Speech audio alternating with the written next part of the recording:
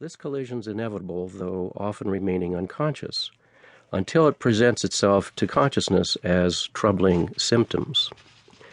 Now, when we think about the false self, what is false about it? It's not that we're being hypocritical or lying to ourselves.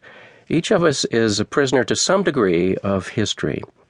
We look at the world through certain prisms, the prisms of the family of origin and its psychology and dynamics and its powerful messages. We are subject to our biological ancestry. We are at the mercy of whatever the socioeconomic and educational, religious, and other cultural forces are in our environment at any given moment. And we begin to see the world through those prisms.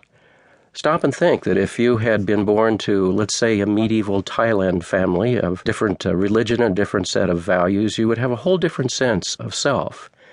And at the same time, who you were, your natural being, would be a constant.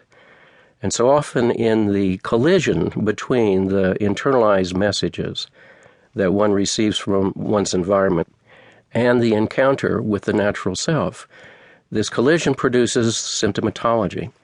The good news is that we do have symptomatology. In the Western world, we tend to want to rid ourselves of symptomatology as quickly as possible. We go to a doctor and ask for a pill, or we solicit some form of theological solution or some form of positive thinking, but many times these things don't really touch the issue. The presence of symptomatology, paradoxically, is a reminder of the dynamism of the psyche.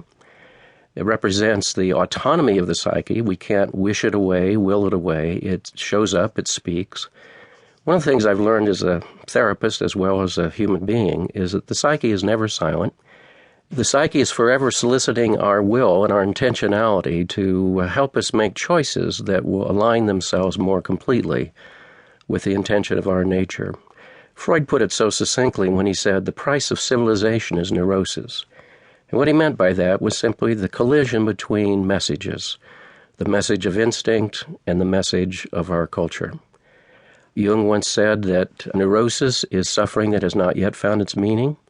And he said all of our sufferings come from one place, and that is because we've gotten away from our instinctual grounding.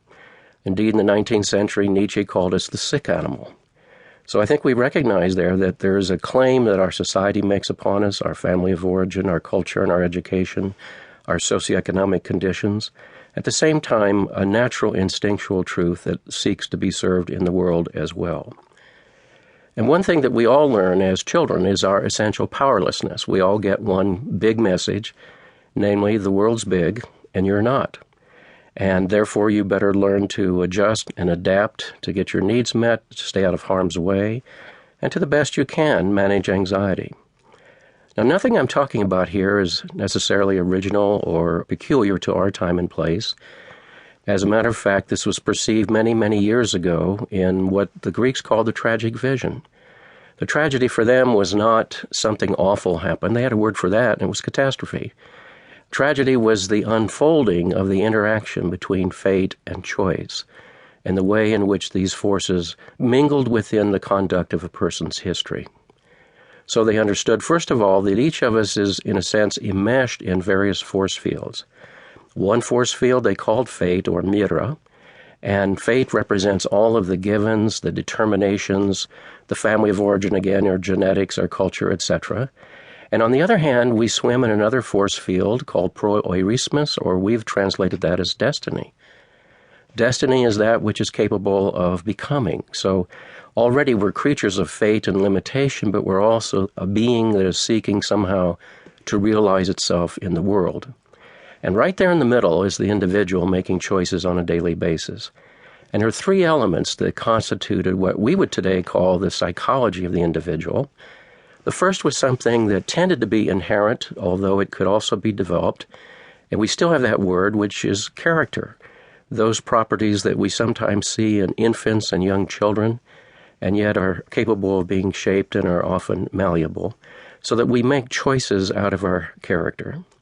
But secondly, we tend to see the world through a prism, that is to say, the prism of family of origin again and culture, and we make choices, not realizing, as every prism does, it bends the light, and we don't necessarily see the world as it is, but we see it as it is internalized by us.